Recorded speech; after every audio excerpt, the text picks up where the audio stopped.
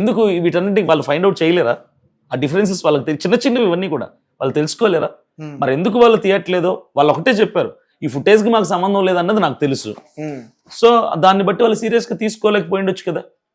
Right sir. అంటే ఇప్పుడు Praveen pastor వాళ్ళ వైఫ్ కేసుకి సంబంధించి వాళ్ళ వెనక్కి తగ్గుతున్న పాస్టర్స్ అందరూ ఎందుకు దీన్ని ఇంకా ప్రవీణ్ పగడాల అనేటువంటి ఒక పేరు అది ఒక ఫ్యామిలీకి సంబంధించింది కాదు. అఫ్ కోర్స్ ఆయనకి మదర్, వైఫ్, డాటర్స్ ఉండొచ్చు, కానీ ప్రవీణ్ పగడాల గారు టోటల్ 2 states లో ఉన్నటువంటి క్రిస్టియానిటీకి మాత్రమే కాదు, వరల్డ్ వైడ్ గా మ్యాక్సిమం నంబర్ ఆఫ్ క్రిస్టియన్ పీపుల్కి, క్రిస్టియన్ కమ్యూనిటీకి బాగా దగ్గరైనటువంటి వ్యక్తి, బాగా అనుబంధంతో ఉన్నటువంటి వ్యక్తి. అంటే మా రక్త సంబంధిగా మేము ట్రీట్ చేసేటువంటి వ్యక్తి ఆ వ్యక్తి. కాబట్టి ఈయన కోసము ఫ్యామిలీ వదిలేసి ఉండొచ్చు, ఫ్యామిలీ మేము క్షమించామని ఉండొచ్చు, కానీ మేము ఎందుకు ఫైట్ చేస్తున్నామంటే మాకు పలు అనుమానాలు ఉన్నాయి ఈ మరణం వెనకాల. రానున్న రోజుల్లో ఇది కనుక లైట్ తీసుకుంటే, ఫ్యామిలీనే పట్టించుకోలేదులే మనకెందుకని లైట్ తీసుకుంటే, రానున్న రోజుల్లో ఇలాంటి మరణాలు, ఇలాంటి సేవకులు మరింత మంది మీద ఇలాంటి ఘటనలు జరిగే అవకాశం ఉందేమో.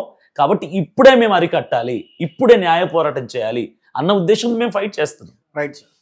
మీరు బైబిల్ తీసుకొచ్చారు? ఎస్, తీసుకొచ్చాను. బైబిల్ మీద ప్రమాణం చేస్తారా? యా, షూర్గా, డెఫినెట్గా, పక్కా. షూర్. బైబిల్ మీద ప్రమాణం చేయకూడదనే బైబిల్లో ఉంది కదా సార్? బైబిల్ మీద ప్రమాణం చేయకూడదని బైబిల్లో లేదు. దేని మీద ప్రమాణం చేయకూడదని ఉంది. దాని మీద ప్రమాణం చేసి చెప్పండి. ఈ బైబిల్ గ్రంథాన్ని బోధించే వాళ్ళు ఎవరు కూడా డ్రింక్ చేయకూడదు పక్కన. బైబిల్ మీద ప్రమాణం వేసి చెప్తున్నా, వాక్యానుసారంగా వాక్యం చెప్పేది ఏంటంటే, బైబిల్ చెప్పేది ఏంటంటే మందు తాగటం తప్పు, మందు తాగటం పాపం, మద్యపానం పాపం. సిగరెట్ తాగిన లేదు, సిగరెట్ తాగకూడదు, మద్యపానం చేయకూడదు, గుట్కాలు లాంటివి వేసుకోకూడదు, వ్యభిచారాలు చేయకూడదు, దొంగతనాలు, హత్యలు చేయకూడదు. ఇవన్నీ కూడా బేసిక్స్, అవన్నీ మాకు ఏబిసిడి లాంటివి. Everyone knows that. చిన్నపిల్లల్ని అడిగినా చెప్తారు. కానీ ఇక్కడ మరి వైన్స్ కి ప్రవీణ్ పాస్టర్ వెళ్ళినట్టుగా ఉంది కదా. ఆయన కాదంటున్నాను కదా, he is not there. That is not pastor Praveen Pagadala గారు. There is some other person. ఎవరినో పెట్టి మ్యానిపులేట్ చేయడానికి. ఒకవేళ ఇప్పుడు రిపోర్ట్స్ వస్తే కూడా రిపోర్ట్స్ ప్రవీణ్ గారికి కాదేమో. ప్రవీణ్ గారివే రిపోర్ట్స్ మారు, ఎందుకంటే రిపోర్ట్స్ ఇచ్చే డాక్టర్స్ కాబట్టి రిపోర్ట్స్ మారు. రిపోర్ట్లో ఉన్నటువంటి ఆ మ్యాటర్ మారచ్చు. చెప్తున్నాను కదా, యాక్సిడెంట్ అని రావచ్చు, మర్డర్ అని రావచ్చు, సస్పిషియస్ డెత్గా రావచ్చు, డ్రంక్ అండ్ డ్రైవ్గా రావచ్చు. కానీ యావత్ క్రైస్తవ సమాజం అయితే డ్రంక్ అండ్ డ్రైవ్ అని వస్తే మాత్రం యాక్సెప్ట్ చేయరు, దాన్ని డైజెస్ట్ కూడా చేసుకోలేరు. చాలా ఇబ్బందికరమైన వాతావరణం నెలకొంటుంది. అంటే ఎటువంటి వాతావరణం? ఎటువంటి వాతావరణం అంటే ఆ టైంలో తెలుస్తుంది. బస్సులు, ట్రైన్లు, రైళ్లు అలాంటివి నేను అదే చెప్తున్నాను. గతంలో క్రైస్తవులు ఎప్పుడు కూడా ఏ బస్సులు తగలబెట్టినట్టు, ఎక్కడ పగలగొట్టినట్టు, ఏ పోలీసుల మీద దాడి చేసినట్టు చరిత్ర లేదు. మాకు తెలిసింది ఒకటే, ప్రేమతత్వం. మేము మౌనంగా రోడ్డు మీద ఒక 10,000 మంది కూర్చొని మౌనంగా ఎంత మంది వచ్చి కొట్టినా నోరు తెరవకుండా కూర్చుంటే ఏమవుద్ది? మా పోరాటాలు ఇలాగే ఉంటాయి. గాంధీ గారు ఒక చెంప మీద కొడితే గాంధీ గారు చెప్పింది కాదు అది, అది యేసుక్రీస్తు ప్రభులు వారు చెప్పింది.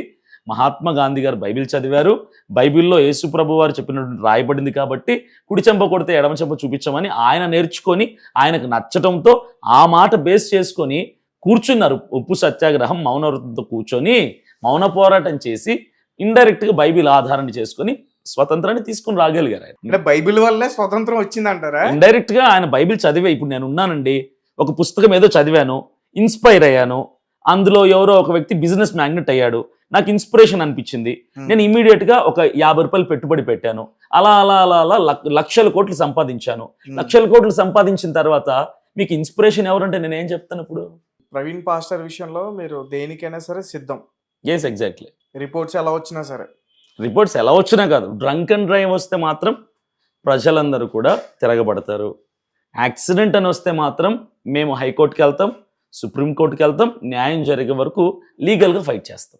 మర్డర్ అని వస్తే మాత్రం హంతకులను బయటికి తీసుకురండి, వాళ్ళని శిక్షించండి అంటారు. అంటే మీరు ఎలా చెప్తున్నారంటే దాదాపు ఒక 7 ఉన్నారు, 7 విజయవాడలో ఏదో చేశారు. ఇది నేను చెప్పలేదు, ఒకరో ఇద్దరు చెప్తున్నారు. మరి వాళ్ళ అనాలిసిస్లో అలా అనిపించిందేమో, వాళ్ళు అలా చెప్పారు. అలా చెప్పడం అయితే కరెక్ట్ కాదు. ఎందుకంటే ఏది మనకు పక్కా ఎవిడెన్స్ లేకుండా నిరాధారమైన మాటలు మాట్లాడడం వల్ల అనవసరమైనటువంటి ఉద్రిక్తత నెలకొంటుంది తప్ప ఉపయోగం ఏమీ ఉండదు. ఇప్పుడు మీకు ప్రవీణ్ గారి పైన గౌరవం ఉంది, పర్ఫెక్ట్ రెస్పెక్ట్ ఉంది, చాలా చాలా రెస్పెక్ట్. అదే గౌరవం వాళ్ళ మిసెస్ మీద ఉంటుందా? చాలా మరి ఆవిడ చెప్పిన మాట మీరు ఎందుకు వినట్లేదు?